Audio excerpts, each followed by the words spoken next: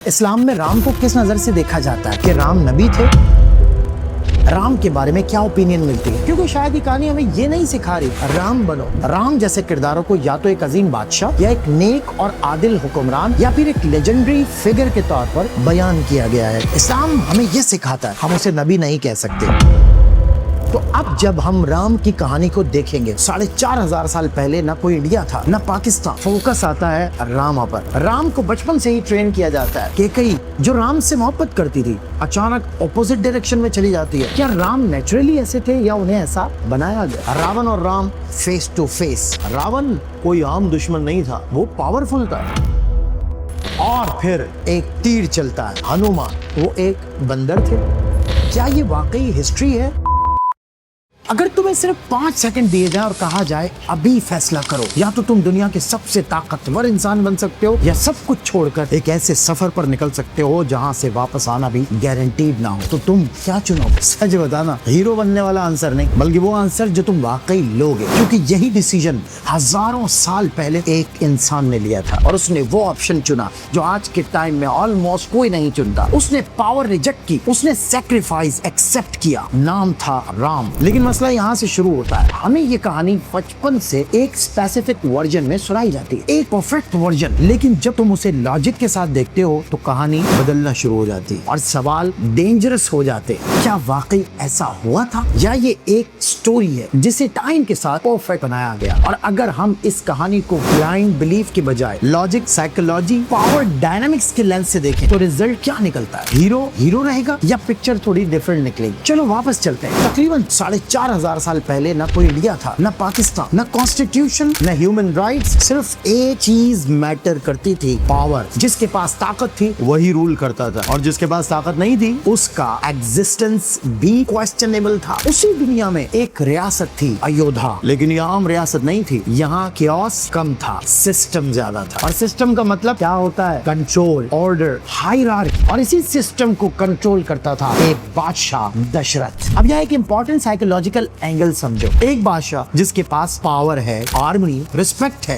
लेकिन एक चीज नहीं है, वारिस। ये सिर्फ फैमिली इशू नहीं होता, ये एक टिकिंग टाइम बॉम्ब होता है। क्योंकि जैसे ही बादशाह मरता है पावर वैक्यूम क्रिएट होता है और पावर वैक्यूम हमेशा वॉर को जन्म देता है। हिस्ट्री में बार बार यही हुआ है। फिर एक दिन ये प्रॉब्लम खत्म हो जाती है। महल में एक नहीं 4 शहजादे पैदा होते हैं, राम, लक्ष्मण, भरत, शत्रुघ्न। सरफेस पर देखो तो प्रॉब्लम सॉल्व्ड, किंगडम सिक्योर। लेकिन रियलिटी में कॉम्प्लेक्सिटी शुरू। क्यों? क्योंकि ये चारों एक ही माँ से नहीं थे, 3 माँ एक तख्त। रियल हिस्ट्री अगर तुमने कभी पढ़ी हो तो तुम्हें पता होगा यही कॉम्बिनेशन सबसे डेंजरस होता है। Half brothers plus throne is equal to conflict. लेकिन हमें क्या बताया जाता है? सब परफेक्ट था, कोई जेलसी नहीं थी, सब भाई एक दूसरे से मोहब्बत करते थे। यहाँ पहली बार आइडियल स्टोरी लगती है, रियल नहीं। अब फोकस आता है राम पर। राम को बचपन से ही ट्रेन किया जाता है। लेकिन इंटरेस्टिंग बात यह है, उन्हें सिर्फ जंग लड़ना नहीं सिखाया जाता, उन्हें सिखाया जाता है ओबे करना, एक्सेप्ट करना, क्वेश्चन ना करना। वो आर्ग्यू नहीं करते थे, वो रेजिस्ट नहीं करते, वो फॉलो करते हैं। यहाँ एक डेंजरस थॉट आता है, क्या राम नेचुरली ऐसे थे या उन्हें ऐसा बनाया गया? क्योंकि जो इंसान बचपन से ओबीडियंस मोड में ग्रो करे वो बाद में रिबेलियन नहीं करता, वो सैक्रिफाइस करता है। जब राम जवान होते हैं तो एक इवेंट आता है जो बाहर से सिंपल लगता है, मैरिज। लेकिन ये कोई नॉर्मल मैरिज नहीं थी, ये एक पब्लिक कॉम्पिटिशन था। अनाउंस किया गया जो शिव की कमान तोड़ेगा वही सीता से शादी करेगा। अब यहाँ पॉज करो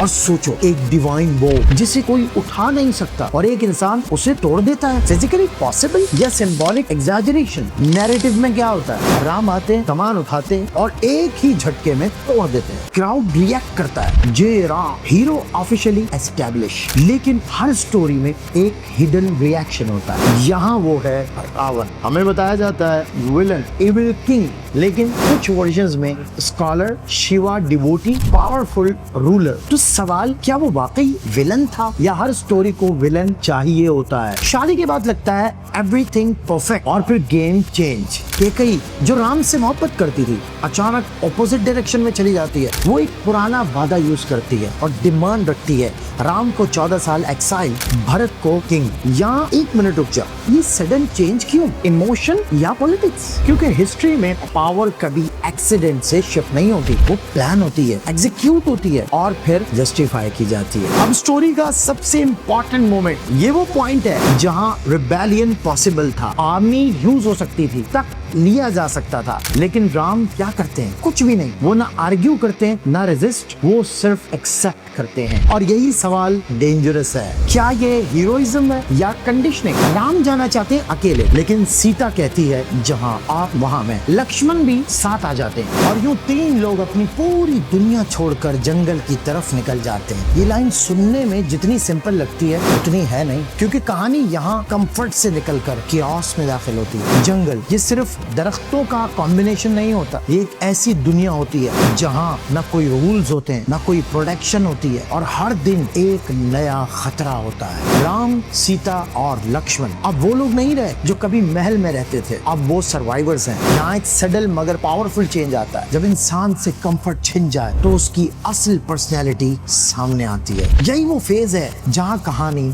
स्लोली डेंजरस होना शुरू हो जाती है। एक दिन एक सीमिंगली छोटा सा इवेंट होता है, लेकिन यहाँ छोटा इवेंट एक मैसिव वॉर की फाउंडेशन बन जाता है। एक गोल्डन डियर मारीचा। अब आप रुको और सोचो, जंगल में गोल्डन डियर रेयर या सस्पिशियस? इसे देखती हैं सीता और वो चाहती हैं कि राम उसे पकड़ लाए। यहाँ एक ह्यूमन मोमेंट आता है, डिजायर। राम जाते हैं लक्ष्मण को पीछे छोड़कर और यही वो मोमेंट है जहाँ से गेम फ्लिप होता है। जंगल में एक आवाज गूंजती है, लक्ष्मण बचाओ, लक्ष्मण बचाओ। ये आवाज राम की लगती है, लेकिन क्या वो वाकई राम की थी या एक carefully planned illusion? Lakshman dilemma में है, जाए या सीता की प्रोटेक्शन करे। सीता इंसिस्ट करती है और आखिरकार वो चला जाता है। अब सीन इमेजिन करो, एक जंगल, एक अकेली औरत, और यही वो मोमेंट है जिसका इंतजार किसी और को था, और वो था रावण। लेकिन वो डायरेक्टली नहीं आता, वो डिस्गाइज में आता है, एक साधु बनकर। यहाँ एक और साइकोलॉजिकल लेयर है, ट्रस्ट। जब वो किसी को हार्मलेस समझता है, रावण सीता के करीब आता है, बात करता है, ऑब्जर्व करता है और फिर मोमेंट स्ट्राइक करता है। किडनैपिंग ये सिर्फ एक क्राइम नहीं था, ये एक अनाउंसमेंट थी, वॉर अनाउंसमेंट। और अब सवाल ये है, रावण ने ऐसा क्यों किया? क्या वो सिर्फ एविल था या उसके पीछे कोई मोटिव था? कुछ वर्जन्स कहते हैं रिवेंज, ईगो, इंसल्ट, लेकिन अगर तुम पावर डायनामिक्स से देखो तो ये एक कैलकुलेटेड मूव भी हो सकता है, क्योंकि एक प्रिंस को इमोशनली ब्रेक करने का सबसे आसान तरीका क्या है? उसकी वीकनेस टारगेट करो। और यहाँ वीकनेस क्या थी? सीता। जब राम वापस आते हैं तो सब कुछ बदल चुका होता है। यहाँ पहली बार हीरो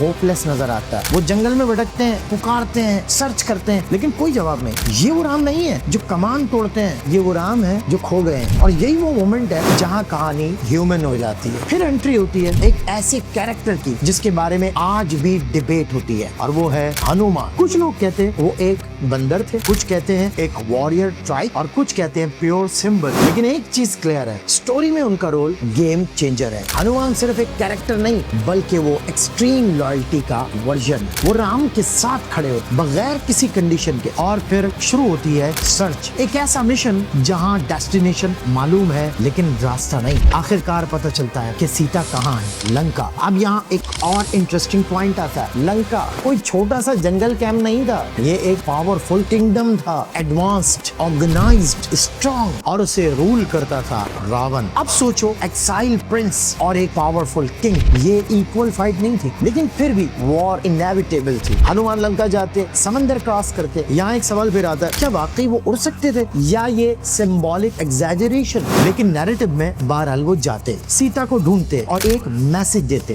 राम आ रहे हैं। ये सिर्फ एक लाइन नहीं थी, ये होप थी। फिर वो लंका में आग लगाते हैं, रिटर्न करते हैं, और अब स्टेज सेट है एक ऐसी जंग के लिए जो सिर्फ फिजिकल नहीं थी, ये वॉर थी आइडियोलॉजी की, ईगो की, धर्म वर्सेस पावर की। राम अपनी आर्मी जमा करते हैं, लेकिन यहाँ भी एक ट्विस्ट है, ये कोई ट्रेन रॉयल आर्मी नहीं थी, ये मुख्तलिफ ट्राइब्स का मिक्सचर था, इम्परफेक्ट और रॉ, अनप्रेडिक्टेबल। लेकिन कभी कभी हिस्ट्री में परफेक्ट आर्मीज नहीं, स्ट्रॉन्ग बिलीफ्स जीतते हैं। समंदर के किनारे एक इम्पॉसिबल प्रॉब्लम खड़ी है, लंका पहुंचा कैसे जाए? और फिर एक सोल्यूशन आता है, ब्रिज यानी स्टोन ब्रिज, पत्थरों का पुल। यहाँ फिर वही सवाल, पॉसिबल या सिंबोलिज्म? लेकिन नैरेटिव में वो पुल बनता है, आर्मी क्रॉस करती है और अब वॉर शुरू। ये कोई क्विक बैटल नहीं थी, ये लेयर्स में अनफोल्ड होती है। स्ट्रैटेजी, लॉस, रिवेंज, इमोशन, हर दिन कुछ बदलता है। रावण कोई आम दुश्मन नहीं था, वो पावरफुल था, इंटेलिजेंट था,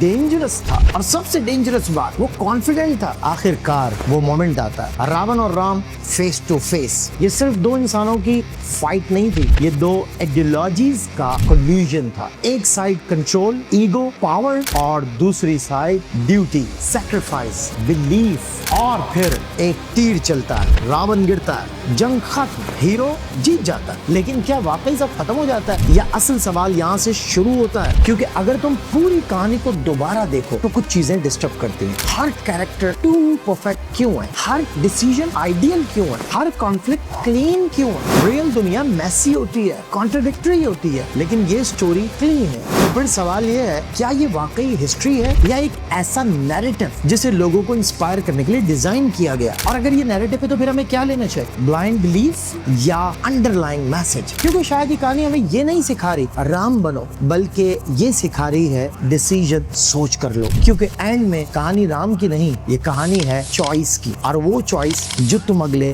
5 सेकंड्स में लोगे वही डिसाइड करेगी कि तुम पावर चूज करते हो या सैक्रिफाइस। राम की तारीख जानने से पहले एक सवाल बहुत इंपॉर्टेंट है, इस्लाम में राम को किस नजर से देखा जाता है? क्या वो नबी थे? क्या वो सिर्फ एक बादशाह थे, या फिर सिर्फ एक तारीखी या अफसानवी कैरेक्टर? आज मैं आपको बताने वाला हूँ कि मुख्तलिफ मुस्लिम उलमा और तारीखी कुतुब में राम के बारे में क्या ओपिनियन मिलती है। सबसे पहले ये बात समझने के इस्लाम की बुनियादी किताब कुरान में राम का नाम वाज़ेह तौर पर नहीं आता, यानी इस्लाम में उनके बारे में कोई डायरेक्ट और फाइनल स्टेटमेंट मौजूद नहीं है। लेकिन इस्लाम का एक उसूल बहुत अहम है, अल्लाह ताला ने हर कौम की तरफ हिदायत के लिए नबी भेजे। इस उसूल की बुनियाद पर कुछ मुस्लिम उलमा ये पॉसिबिलिटी रखते हैं कि दुनिया के मुख्तलिफ हिस्सों में नेक रहनुमा या नबी आए होंगे जिनके नाम आज महफूज नहीं रहे। उसी वजह से कुछ तारीखी मुस्लिम मौरिखीन जैसे कि तारीख फरिश्ता में बर्रे सगीर की कदीम तारीख को लिखते वक्त राम जैसे किरदारों को या तो एक अजीम बादशाह या एक नेक और आदिल हुक्मरान या फिर एक लेजेंडरी फिगर के तौर पर बयान किया गया है। लेकिन यहाँ एक बात याद रखें, इस्लामिक स्कॉलर्स में इस पर इत्तेफाक नहीं है कि राम नबी थे। मसलन बाज़ उलमा कहते हैं जब तक कुरान या ऑथेंटिक हदीस किसी शख्सियत को क्लियर तौर पर डिफाइन ना करे हम उसे नबी नहीं कह सकते। इसलिए common Islamic point of view बनता है राम को ना कन्फर्म नबी कहा जाता है, ना ही मुकम्मल तौर पर रिजेक्ट किया जाता है, बल्कि उसे एक हिस्टोरिकल या लेजेंडरी फिगर के तौर पर देखा जाता है। अब असल इंटरेस्टिंग बात यह है, इस्लाम हमें यह सिखाता है कि किसी भी शख्सियत से असल सीख ये नहीं होती कि वो कौन थे, बल्कि ये होती है कि उनकी कहानी से हमें क्या सबक मिलता है। क्योंकि तारीख का मकसद सिर्फ इंफॉर्मेशन नहीं